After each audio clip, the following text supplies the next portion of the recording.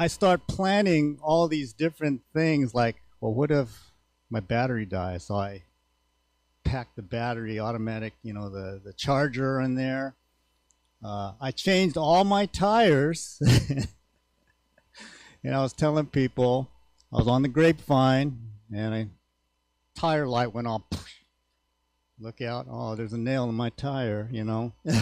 But what can you do? That's really, you can't help it. You prepare for the best, and I mean for the worst and hope for the best kind of a thing. But that's one of the main points of yoga is about, and that's in the Bhagavad Gita, it's equanimity. No matter what happens to you in your life, you stay the same, right? So you don't let things bother you. Um, and so this whole thing about as you go through life aging and things like that, well, where's Jeannie and I, Jeannie Kumugai, we have the same birthday. And last week we always, so we were commiserating about, getting older and stuff, as both of us are approaching 50 years old now. That, what's funny about that is when I say that joke before, nobody will laugh. Oh, wow, yeah, you guys are getting, but as you start getting older, people are laughing now. But really, this thing about yoga and aging, it doesn't matter what age or physical condition or anything you're in.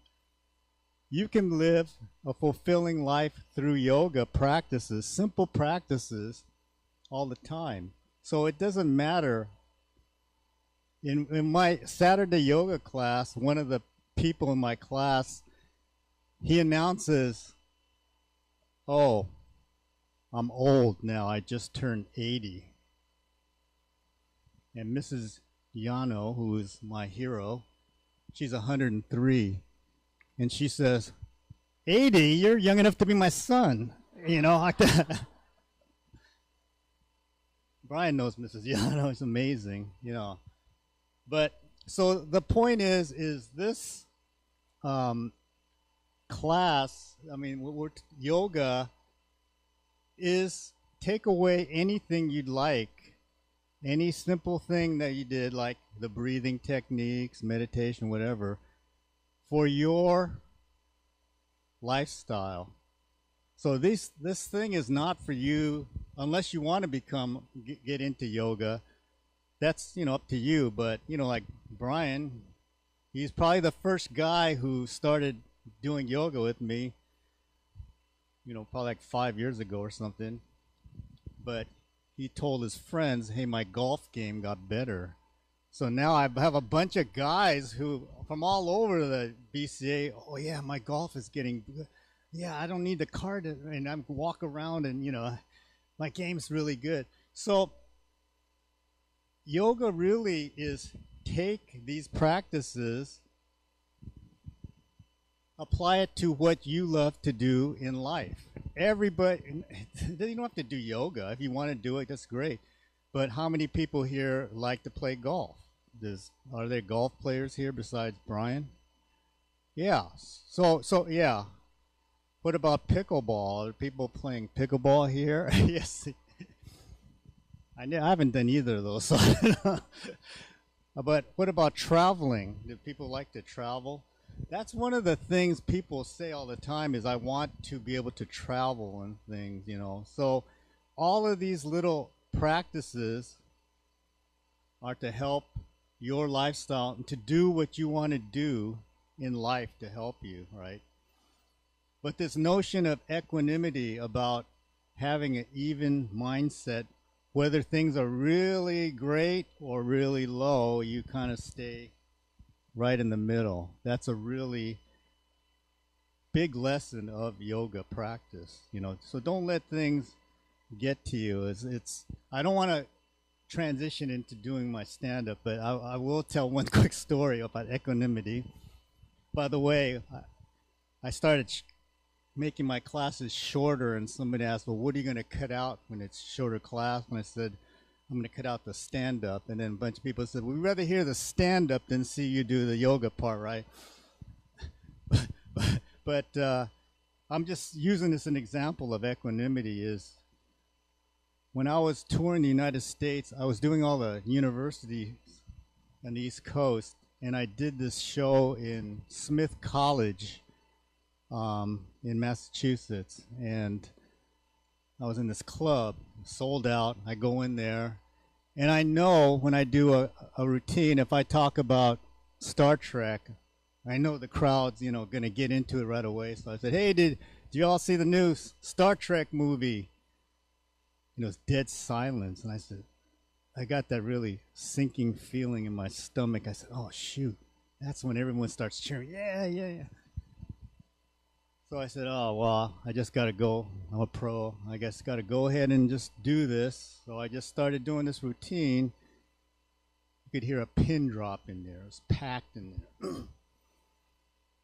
So I'm just talking to myself. It's kind of like why I like Zoom so much. Everyone's on mute, and I feel like I'm talking to myself anyway. So I'm doing this routine, and finally this woman in the front row stands up, and she goes, hey, sir, I'm really sorry, but the audience here, they're all foreign exchange students from Europe, and they're here to learn English, and nobody understands what you're saying. So, of course, that completely threw my whole routine out the window. So I just pivoted, and I went to each person in the room. Hi, what kind of food do you like? Oh, I like pizza. So the show ended. Ended early because, I didn't know what to say. And then everyone clears out. And then finally, I see this Japanese man walking up from behind, and it was Reverend Taitetsu Unno. I don't know a lot of. And he goes, hey, Bob. I go, oh, Sensei, nice to see you.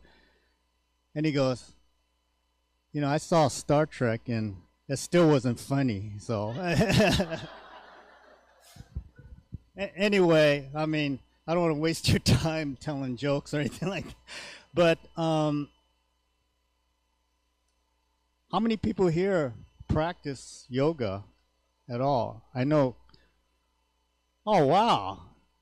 That's a lot. That's great. That's fantastic. Thank you for saying that. So that's good, because one of the things I wanted to plan for today's thing is that by the end of the session, everyone here will be able to do a headstand. So, well, I mean, if I had a penny for every, especially guys, saying, well, I can't do that, I'm not flexible, right? I mean, I'm the least flexible person you know. I've been injured so many times. I've been, doing different things. I'm here to say, really, yoga is not about how flexible you are in your body, only flexibility in your mind, right? So to be open to all of this stuff is what you really need to do. So it's not about stretching only or exercise. Yoga is not a religion. It's a spiritual practice in India that's an umbrella for all the religious practices. Hinduism, Buddhism, Jainism, Sikhism, they're all under the umbrella of yoga. So Shakyamuni Buddha, he was Hindu. He studied yoga for a long time, the practices, And so when I was living and practicing in India, all the Hindu priests, the Hindus love the Buddha because, in fact, they look at him as an avatar of Vishnu, the protector of the world. So what's for me was interesting is if you want to learn more about Buddhism, kind of, look at Hinduism too. In fact, a lot of people don't even think that he discovered Buddhism. They say he is a Hindu reformist. That's what a lot of people, how they view the Buddha, right? So the thing about the Buddha, he practiced, and the Hindus say this, he used yoga as a means, a tool to gain enlightenment. So the Buddha, he agrees with a lot of the Vedas, the ancient texts, the Hindu philosophy, but he was against Brahmanism, which is, a lot of the times people were making the Brahmins like the gatekeepers of knowledge. The Buddha said, no, everybody should have this knowledge. It just shouldn't be coming from certain people, right? The other thing is he was against the caste system. So he didn't believe people should be in different castes. And he also believed in equality of women. So he was not, that's why he was against a lot of the teachings at that time. So again, I got to look at my notes to see what I got to cut out. And sorry, I didn't cut out the jokes.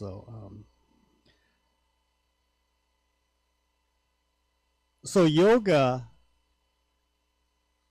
really in India, the ancient definition of what yoga is, it's really everything you're doing is to get your self, the small self, not your mind, but your small existence, your soul, merging with the supreme consciousness. That's what yoga means from ancient times. It means that, and I'll just make this super simple, all of these practices, including the religions, is for universal oneness, that we're all together, we're all the same with everything, all the animals, the environment, everything.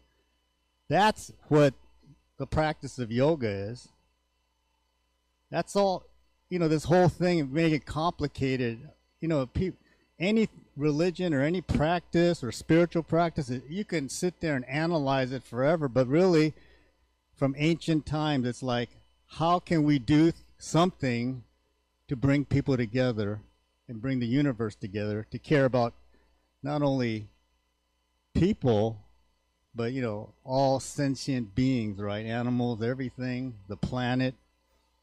So that's what the practice of yoga is. It's universal oneness. And that's the theme in, actually, if you analyze any religion, they're all saying the same thing in a different way.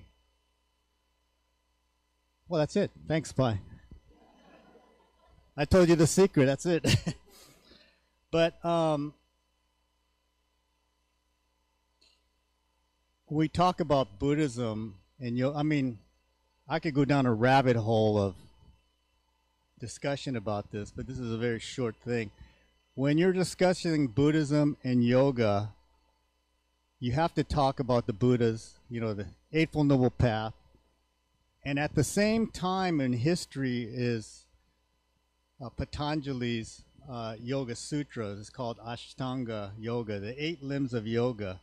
So if you look at them side by side, they have different types of steps or talking about certain ways to gain liberation and to end suffering and things, right? So nobody knows who was born first.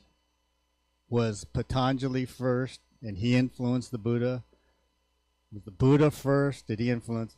It doesn't really matter because they're both important people who have given guidance to the path of, for all of our existence. So again, there's a lot of discussion in India. And by the way, in India, they debate, all these religions debate each other, but it's not because they're trying to cut the other religion down. They're debating because they're trying to bolster and make sure that their belief system is, sound. So when they have these debates, you don't worry about they're trying to cut them down. No. So one of the things, if you look at the Eightfold Noble Path, right, everything, the first 7 in the Eightfold Noble Path, it talks about right conduct, right speech, right, all these things like what to do, moral, ethical things to do. And then the last thing is right meditation. So Patanjali, or people who look at this, they said, oh yeah, we agree with what the Buddha says, but how do you jump from doing good and then how do you do meditation? It just jumps to meditation, right? So Patanjali says, in my 8 limbs, I'm showing you the steps that you need that will help you attain meditation.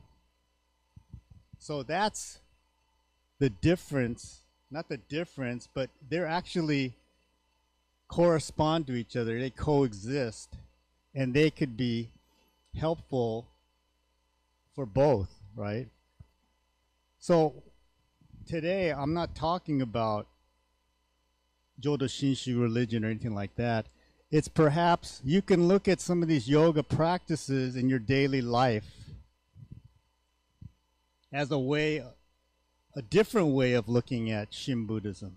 It's a different way. We're not looking at it trying to compare it or anything. It's like, oh yeah, I could look at it this way. I'm looking at my Shin practice from a different perspective.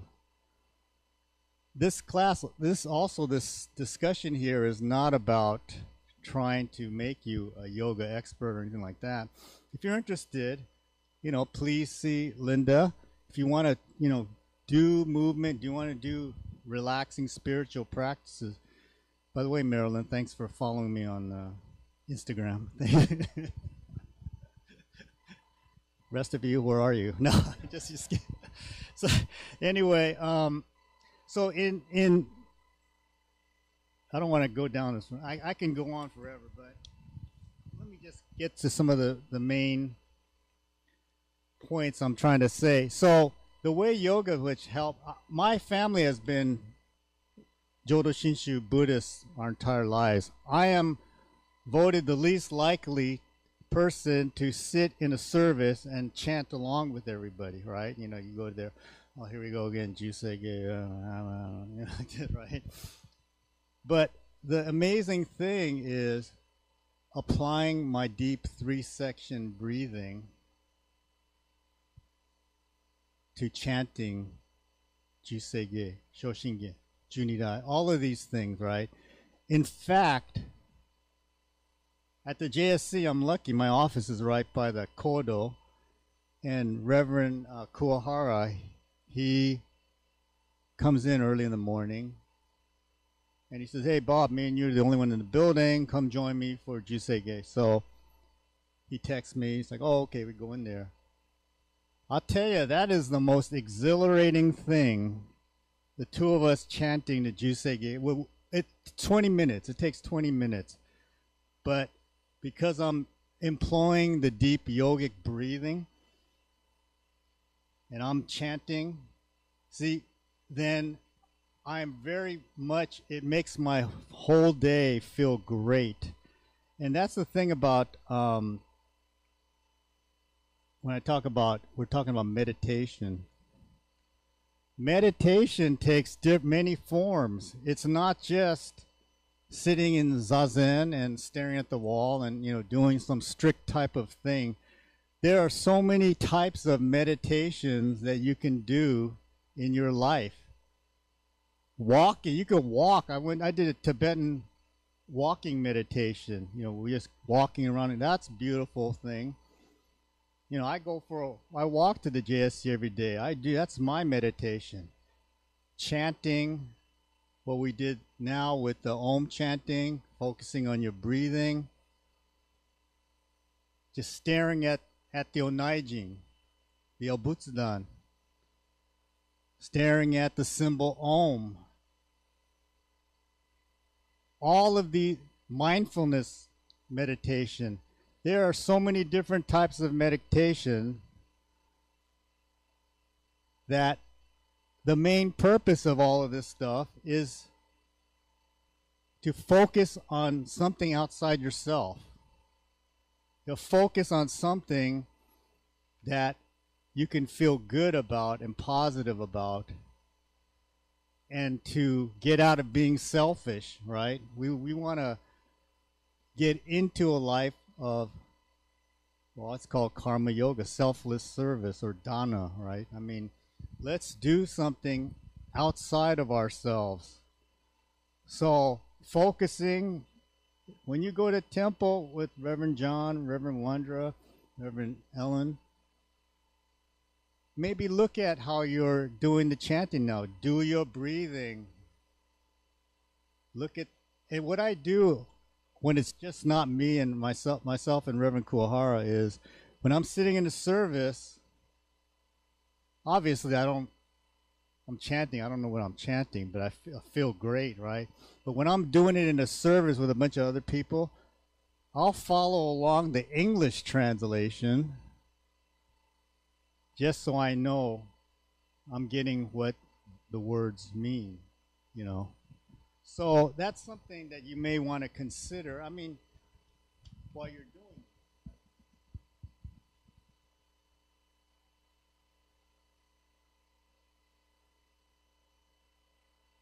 By the way, meditation is used a lot for different things, but so I'm wearing my yoga therapist hat right now. It's not advised for people who are in depression or have high anxiety and stuff, because you start looking inward and it makes them more depressed or anxious or whatever like that. So there are different other things to do for depression or things like that. So it's not the cure-all for everything, right? I just wanted to say that. But again, applying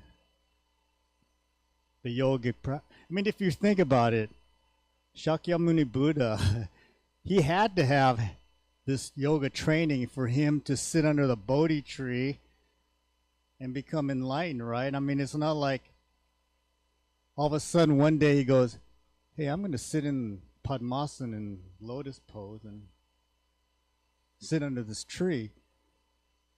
No, that pose, you have to have training to sit like that.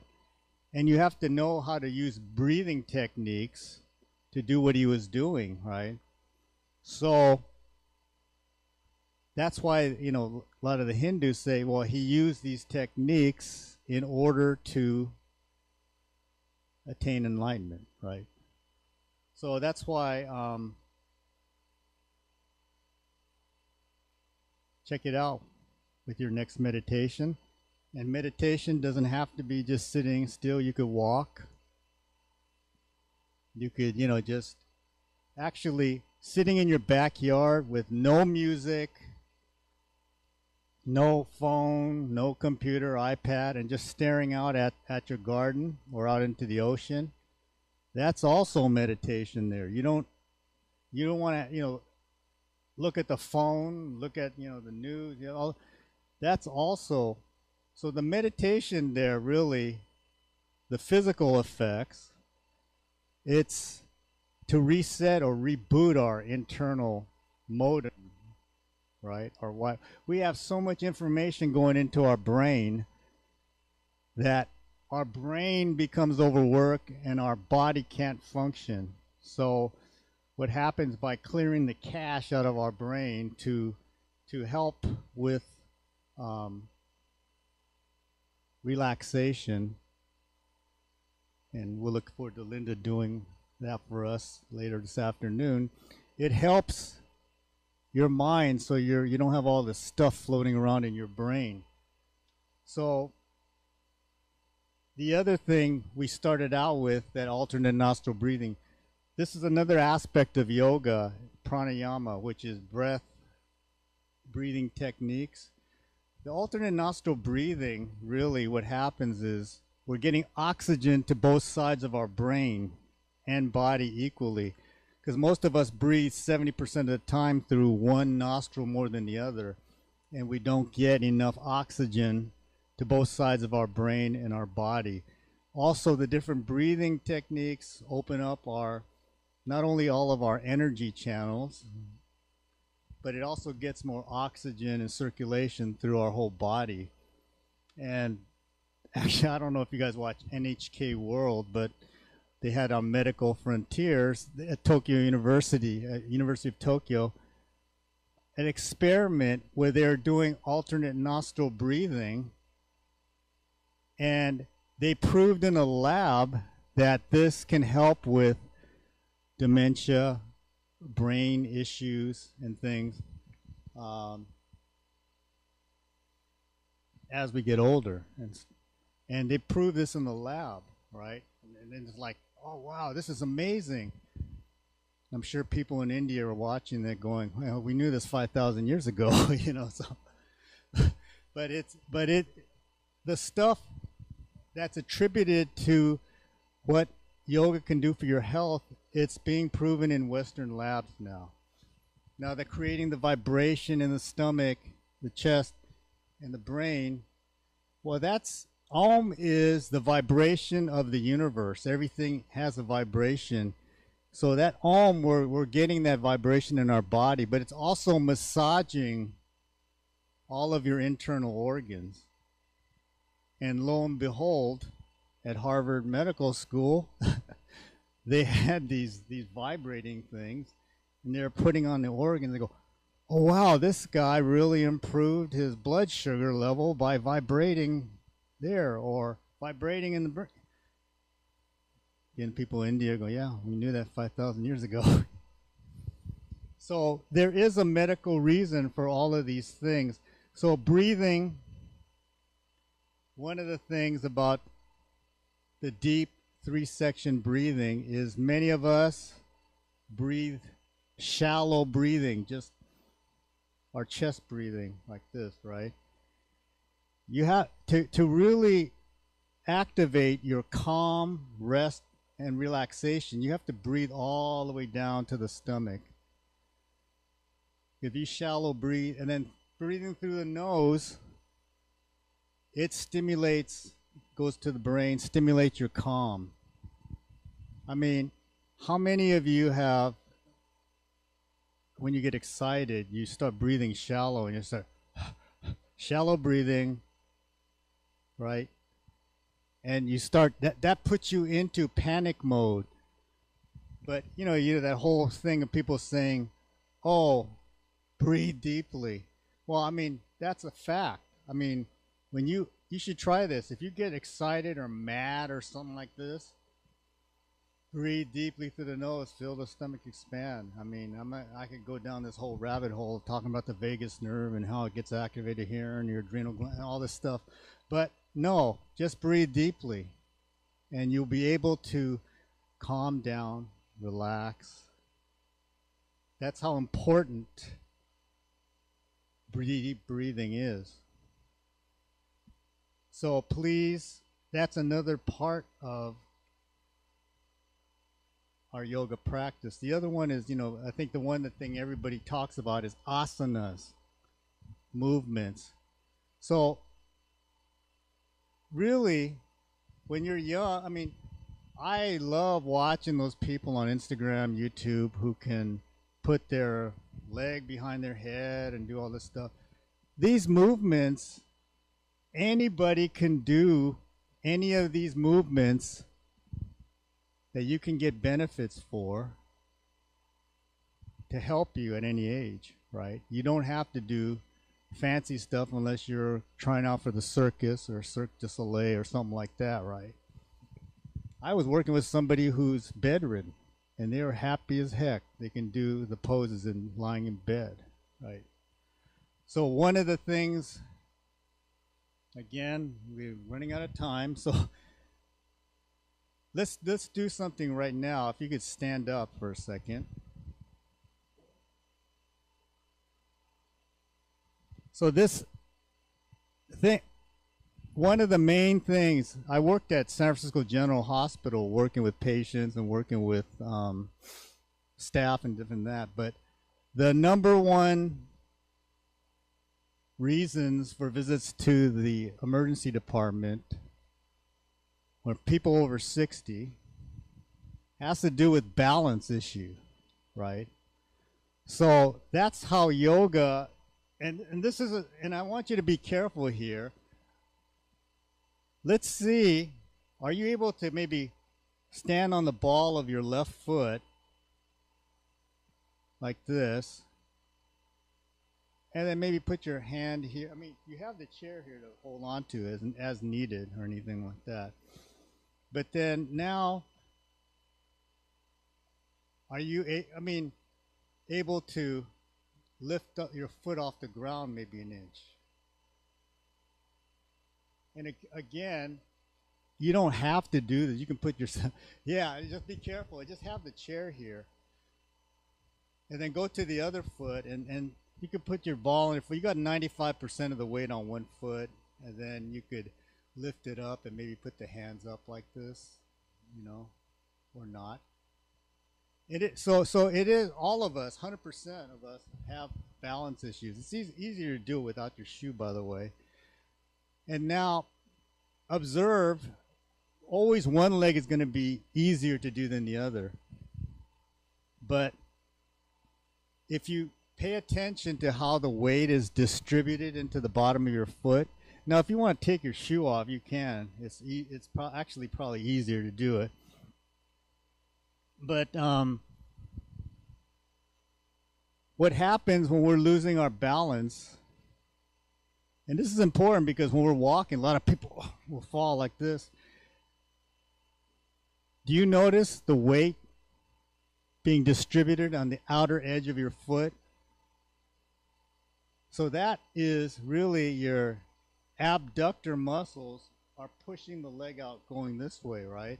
So to counteract that, you have to push into your instep, the big toe mound inner heel side of the bottom of the foot, the instep.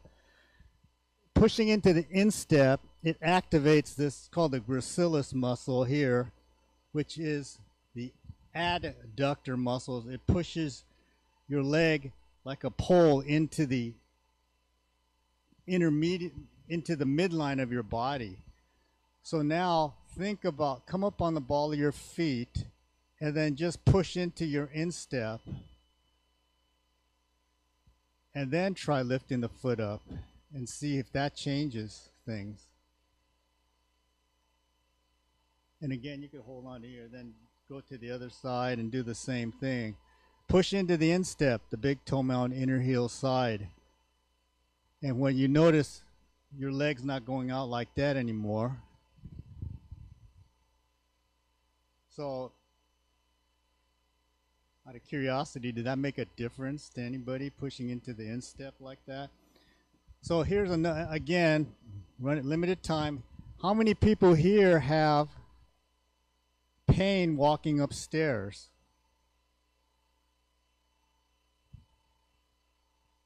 I do. And it's knee pain, right? The knee pain. So here's the thing about that. If you really think of it, it's if you're walking up the stairs,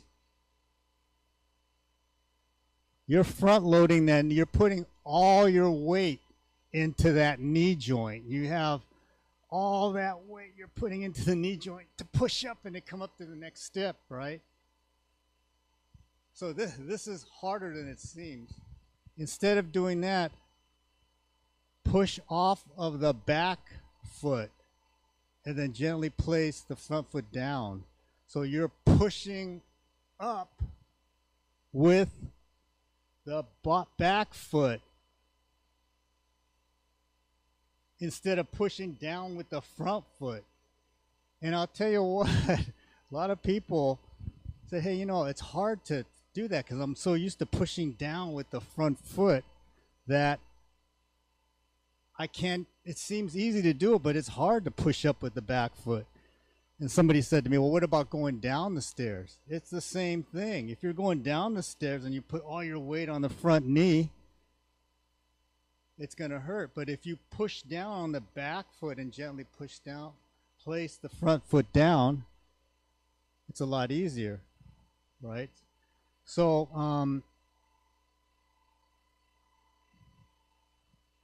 While we're standing, we'll do what's called Sukshma Vyayam. This is an ancient practice in India. It's called the subtle body warm-up, opening up all of your inner channels from the inside out, getting circulation. It's done as a prep to doing asanas or meditation, but a lot of people just do this practice only. And the thing is, anybody could do it, and it's warming up your body from head down to your toes. And you can do it in any age, any physical. You can do this sitting in a chair even. So we'll do this together. Is my time up?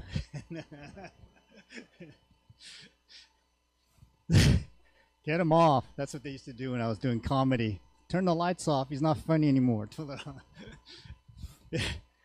So put your hand on your stomach and then breathe deeply. Just feel your stomach expanding on every inhale. And now this is synchronization of your movement with your breath. So take an inhale, then exhale, move your head to the left. Inhale back to center. Exhale to the right. So go left, center, right in your own rhythm, but make sure you're syncing it with your 3-section breathing.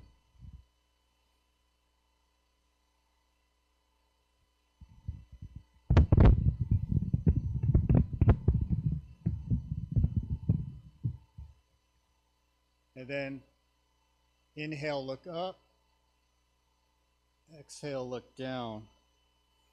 Keep that 3-section breathing going.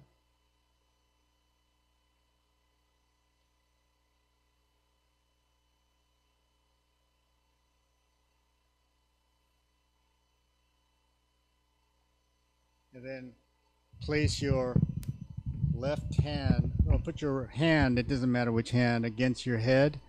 Push your head into the hand and push your hand into your head. Equal pressure so the neck stays straight as you're releasing the tension in the neck muscles.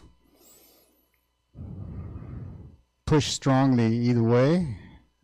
Good for if you're looking down, working a desk all day. Then go to the other side, same thing.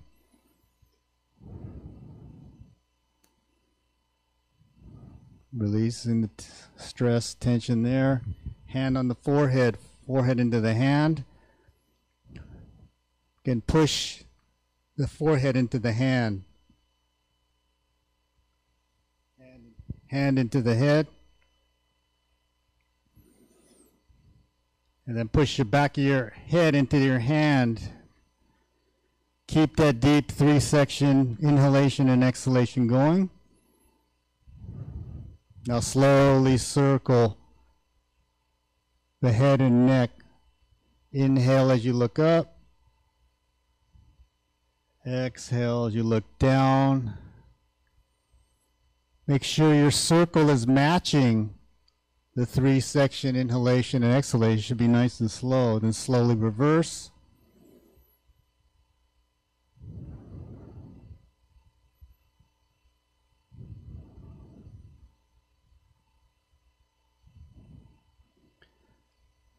Good, and then now going to the shoulders.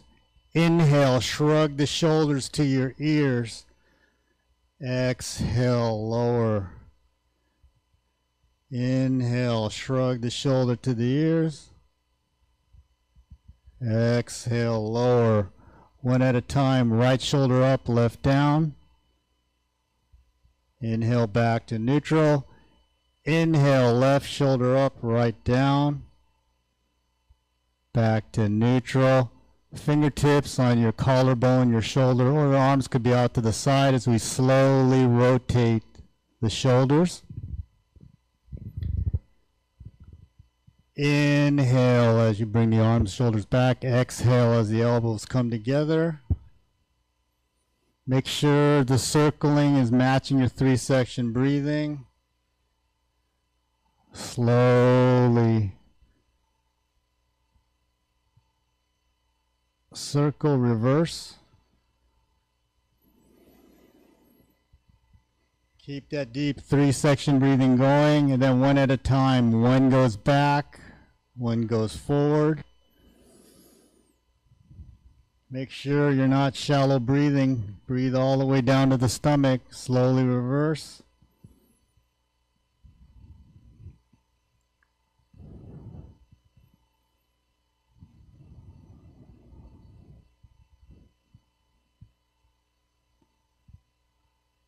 Slowly release, and now both hands inhaling up.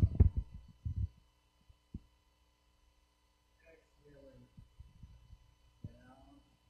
Inside, inhale, up inside. On facing further.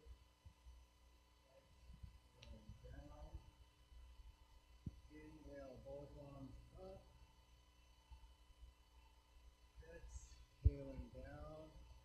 Inhale, up inside. Exhaling down. One time, slowly rotate the shoulders.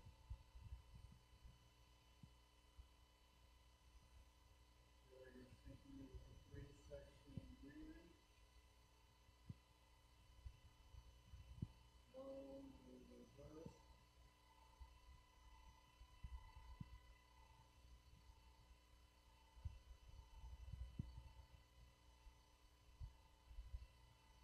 Good, and then now let's grab the right wrist with the left hand. Slowly circle the wrist. Go nice and slow because it's matching your 3-section inhalation and exhalation.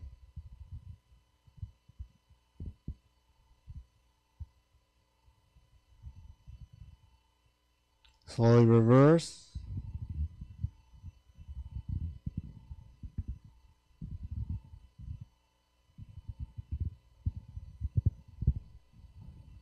And then grab under your arm right below the elbow and slowly rotate the forearm. Nice and slow. Is everybody doing the deep 3-section breathing? Make sure you're going all the way up.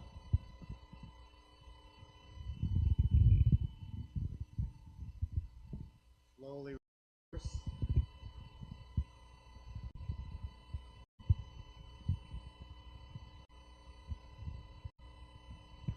And then grab the arm above the elbow and slowly rotate. Slowly, because you want to match that 3-section breathing. Slowly reverse.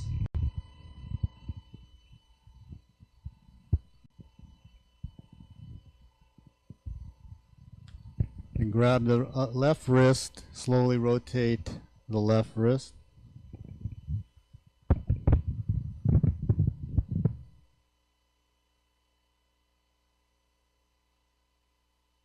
Slowly reverse.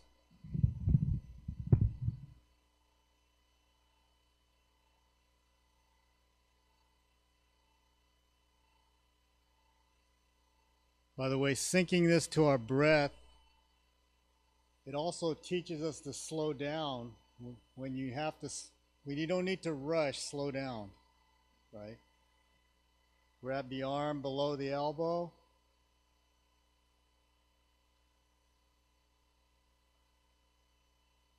Is that an Apple Watch?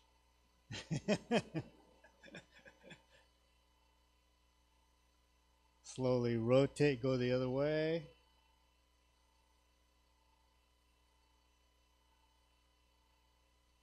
Grab above the elbow. Slowly circle. Nice and slow. Matt, make sure you continue to breathe deeply.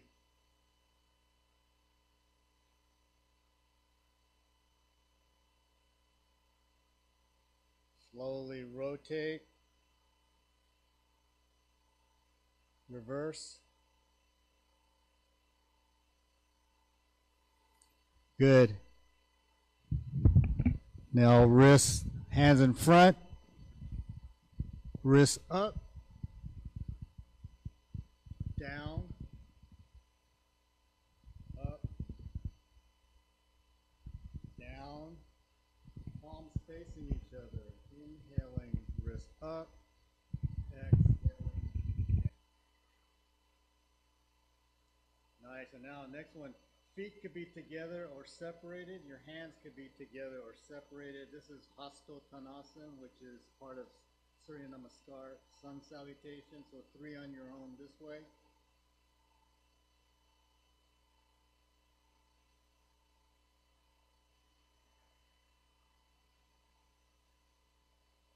Your hands can be separated too.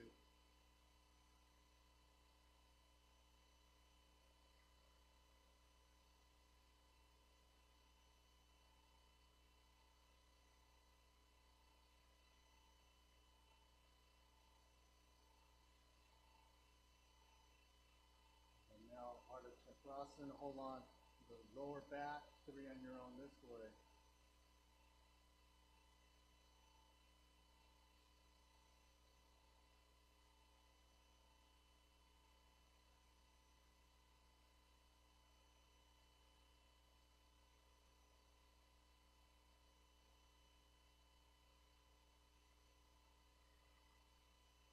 Working our way down. You can sit down in your chair again.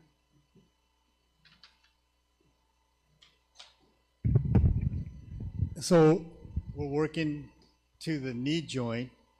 So sit on the edge of your chair.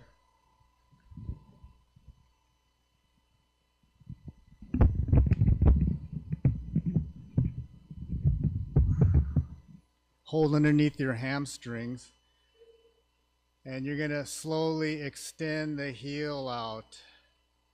You could actually drag your heel on the floor too, if you like. Go nice and slow because you're still syncing this with your deep 3-section inhalation and exhalation.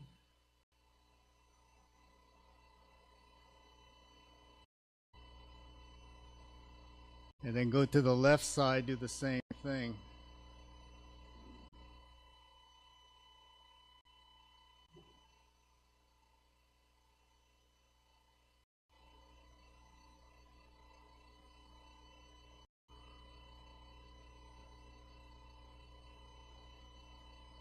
And then go back to the first side. You're going to move the ankle, the knee, and the outer hip joint. So we're making a circle with our leg. So this is going slowly in sync with the 3-section breathing. So make sure the ankle is moving, the knee, and the outer hip here.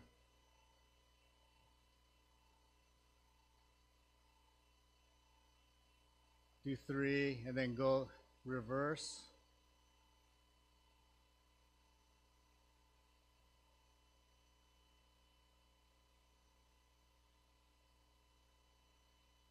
And go to the left side.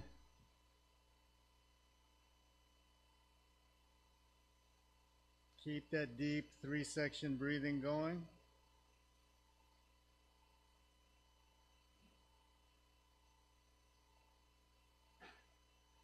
Then reverse.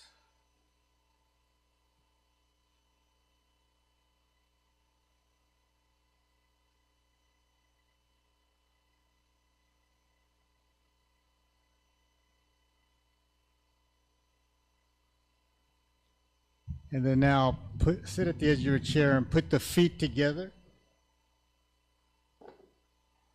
And what you're doing is just windshield wiping the ankles. So the ankles are just together going back and forth slowly with your 3-section breathing.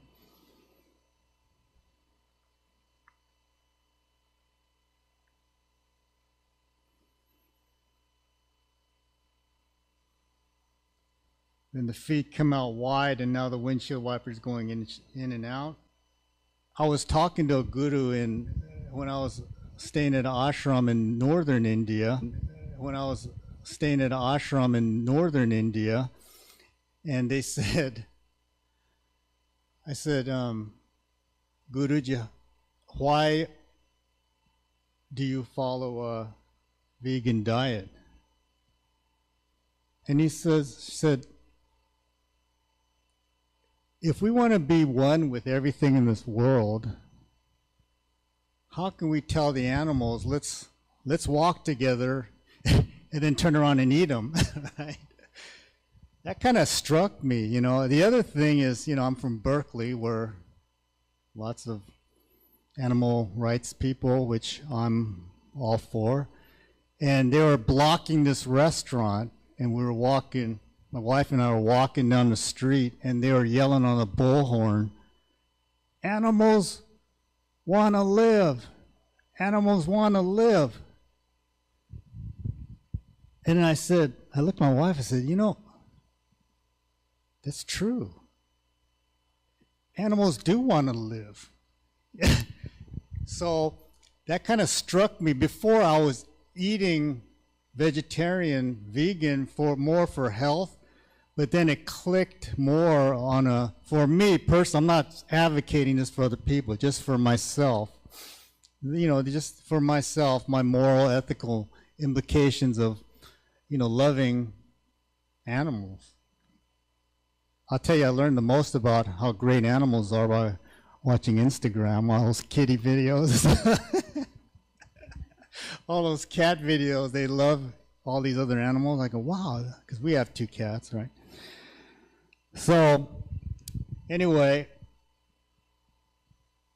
just to kind of wrap this up, I just wanted to say about, they said, well, how is yoga supporting the 3 treasures in Buddhism? Well, there's a term in Buddhism, and actually in martial arts, everything. It says when we do something or anything, it's tadashiku, tanoshiku, nakayoku. Tadashiku means do things correctly, or do things, you know, with authenticity, with you know, a great path. So that's the Buddha of the 3 treasures, right? So yoga can support that, coming to your temple, listening to the Dharma talks, right? Tanoshiku means with fulfillment and enjoyment, that we want to do that learning the Dharma, right? And we can do that through, yoga can support that as well. And the last one is nakayoku, meaning great relationships, building the Sangha. OCBC is amazing. I mean, I was telling, if you're recording this, don't play this part, but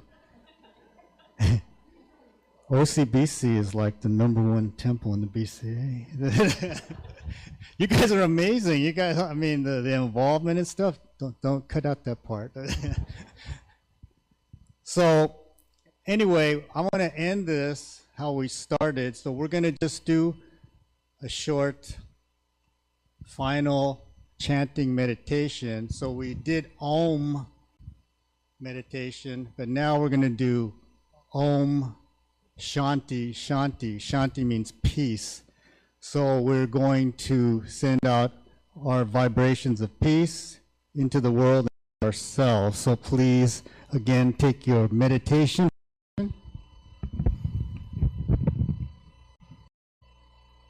Again, your hands could be stacked, or thumb touching the index finger.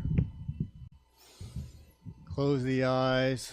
Bring your attention to the deep 3-section breathing.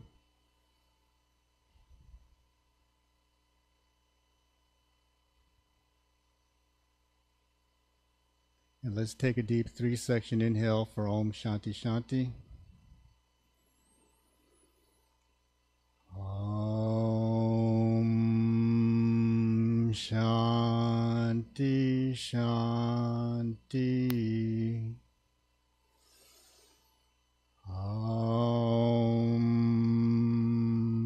Shanti, Shanti.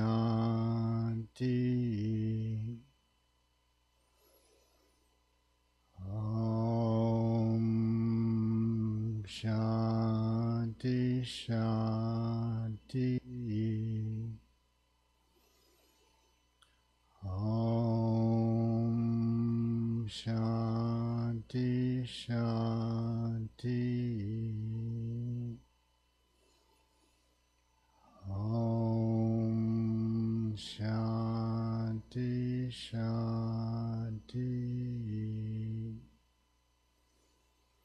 Om Shanti, Shanti.